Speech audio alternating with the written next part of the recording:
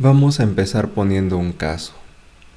¿Qué pasaría si estamos ya en la fila de la caja para que nos cobren nuestro supermercado y de repente alguien se mete a la fila? ¿Cómo deberíamos actuar? ¿Deberíamos dejar que esa persona, sea quien sea, se quede ahí y no le digamos nada y nos quedemos con esa sensación de falta de respeto hacia nosotros mismos?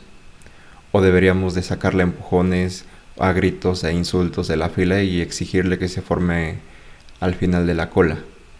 Bueno, ahora vamos a hablar de esto precisamente.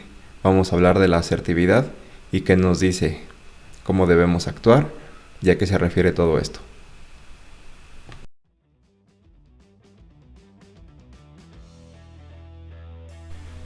Para empezar tendríamos que definir qué es la asertividad. Y esta la podríamos definir como la forma en que expresamos nuestros deseos, nuestros sentimientos, nuestras emociones y hacemos valer nuestros derechos de forma adecuada, sin pasar por encima de los derechos de los demás, sin pisotearlos, sin humillarlos, pero tampoco sin dejarnos humillar o pisotear por las otras personas. Sería como el punto medio entre la pasividad y la agresividad.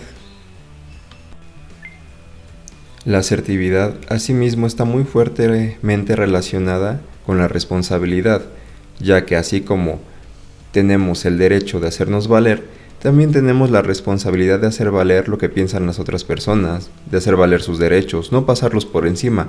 Esto es muy importante, ya que muchas veces confundimos el hacer valer yo mi derecho de opinar algo con ofender al otro o menospreciar su punto.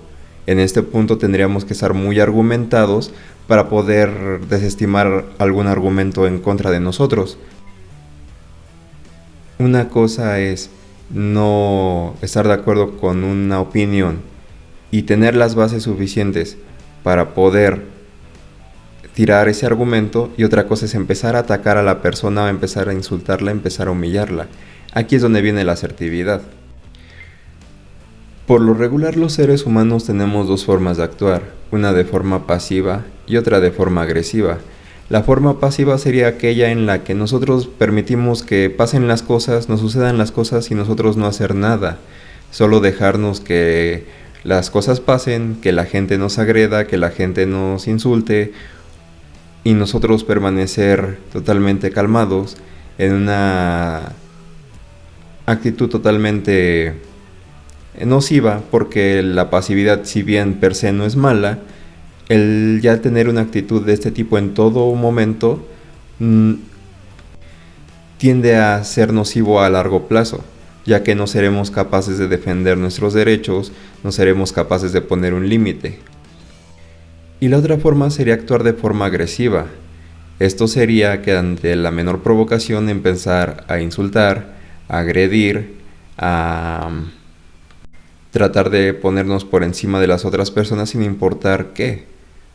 Este es el otro punto que también se puede tornar riesgoso, ya que una persona que actúa de forma agresiva por lo regular no está hablando de que tiene una inteligencia emocional muy baja, una tolerancia a la frustración también muy baja, y por ahí podríamos estar hablando hasta de que está encubriendo algunas inseguridades con esa agresividad.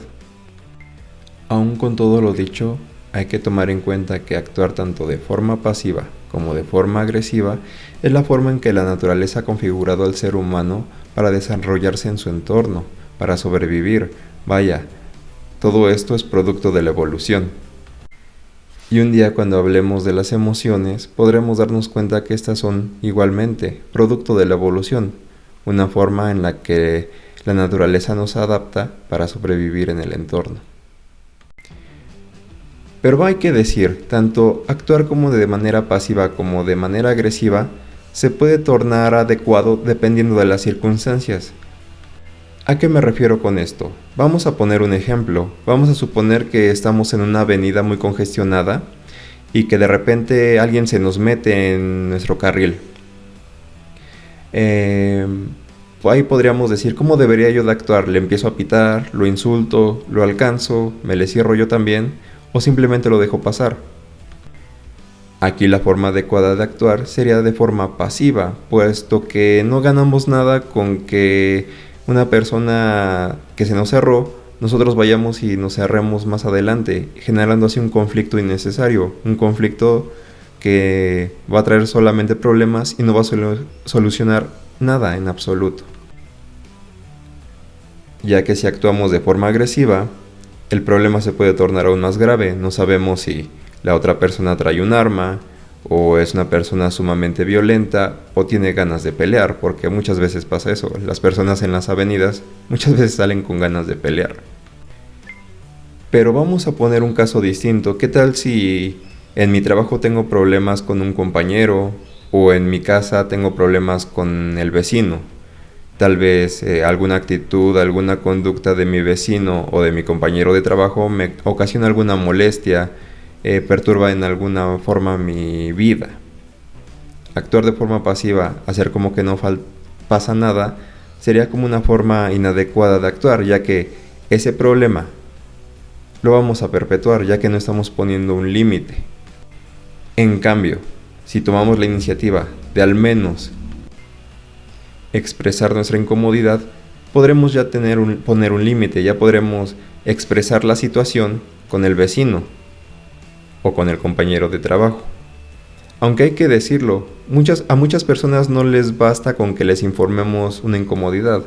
Muchas veces la persona tiene que ver una consecuencia de sus actos para poder así darse cuenta que nos está perturbando de alguna manera. No con esto estoy diciendo ve y rompe los vidrios de su casa, ¿verdad? No estoy diciendo ve y haz una situación desagradable.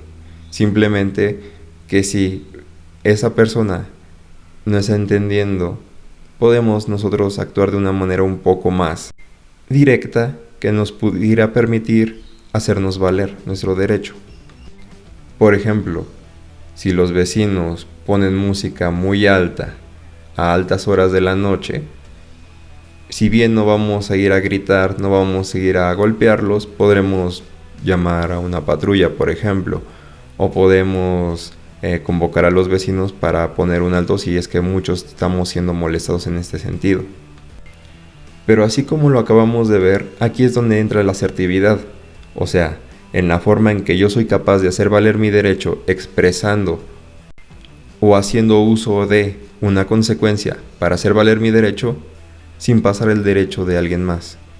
Por lo regular, como lo dije en un principio, la asertividad está relacionada con la responsabilidad.